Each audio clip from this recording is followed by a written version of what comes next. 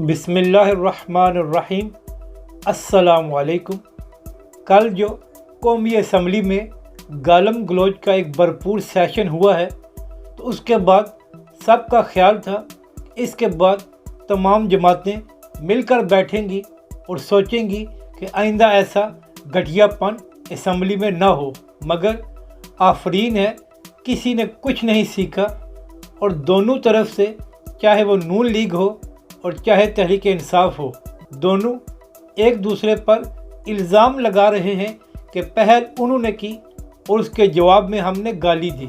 अली अवान साहब जो तहरीक इंसाफ के हैं, जिनकी कल वीडियो वायरल हुई थी, उन्होंने काशिफ अब्बासी के प्रोग्राम में कहा है कि पहले हमें गाली दी गई, जिसके जवाब में हमने ऐसा किया है, और अगर आइंदा भी कोई हमें गालियां देगा तो उसको यही जवाब मिलेगा।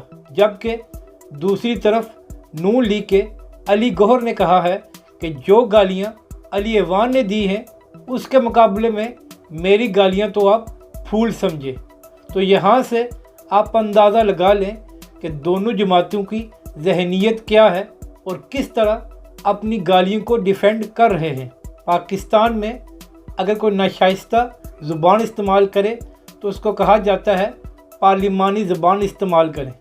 तो कल जो पार्लिमान में ज़बान इस्तेमाल हुई है, उसके बाद तो आइंदा लोग ये कहेंगे कि आप पार्लिमानी ज़बान इस्तेमाल ना करें, बल्कि अच्छी तरह बातचीत करें। और दूसरी तरफ आप अंदाज़ा लगाएं कि ये लोग इस मुल्क के नुमाइंदे हैं, चाहे हुकूमत हो और अपोजिशन हो।